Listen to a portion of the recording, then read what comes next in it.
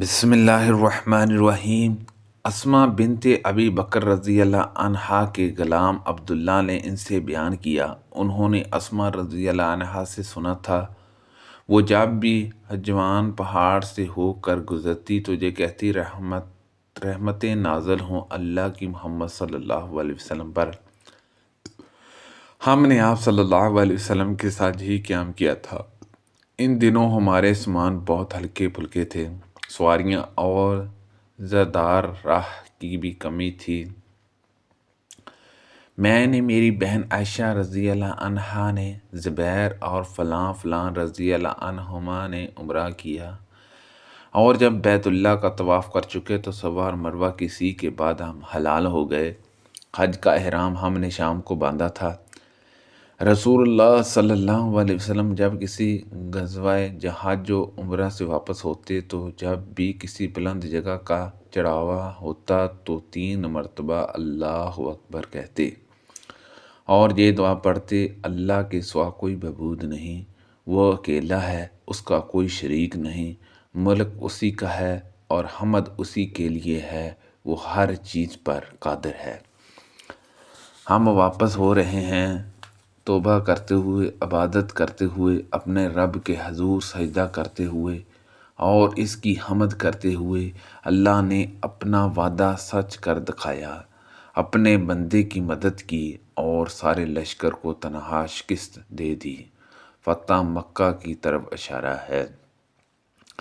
جب نبی کریم صلی اللہ علیہ وسلم مکہ تشریف لائے تو بنو ابو المطلب کے چند بچوں نے آپ صلی اللہ علیہ وسلم نے ایک بچے کو اپنی سواری کے آگے بٹھا لیا اور دوسرے کو پیچھے۔ نبی کریم صلی اللہ علیہ وسلم جب مکہ تشریف لے جاتے تو مسجد شجرہ میں نماز پڑھتے اور جب واپس ہوتے تو ذوالفا کی وادی کے نشیب میں نماز پڑھتے۔ آپ صلی اللہ علیہ وسلم صبح تک ساری رات وہیں رہتے۔ رسول اللہ صلی اللہ علیہ وسلم سفر سے رات میں گھر نہیں پہنچتے تھے، جہاں صبح کے وقت پہنچ جاتے، جہاں دوپہر بعد زوال سے لے کر غروب آفتاب تک کسی بھی وقت تشریف لاتے۔ رسول اللہ صلی اللہ علیہ وسلم نے سفر سے گھر رات کے وقت اترنے سے منع فرمایا۔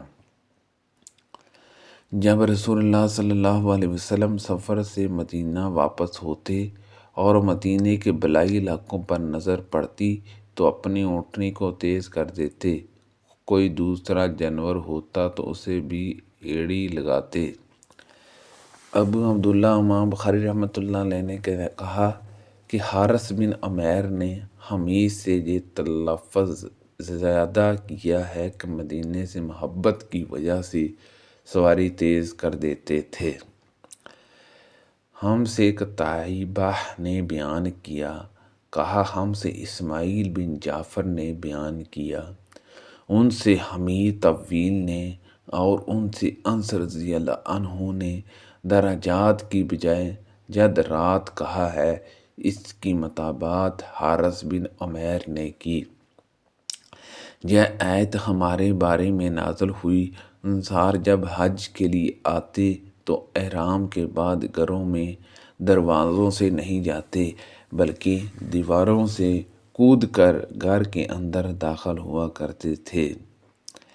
پھر سلام لانے کے بعد ایک انصاری شخص آیا اور دروازے سے گھر میں داخل ہو گیا، اس پر لوگوں نے لعنت و ملامت کی تو یہ وحی نازل ہوئی کہ یہ کوئی نیکی نہیں ہے کہ گھروں میں پیچھے سے دیواروں پر چڑھ کر آؤ، بلکہ نیک وہ شخص ہے جو تقوی اختیار کرے اور گھروں میں ان کے دروازے سے آیا کرو۔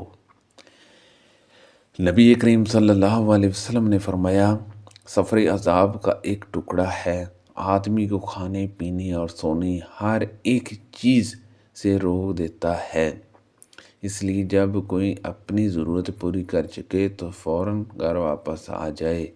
میں حضرت عبداللہ بن عمر رضی اللہ عنہما کے ساتھ مکہ کے راستے میں تھا کہ انہیں اپنی بیوی صفیہ بنت ابی عبید کی سخت بیماری کی خبر ملی اور وہ نہایت تیزی سے چلنے لگے۔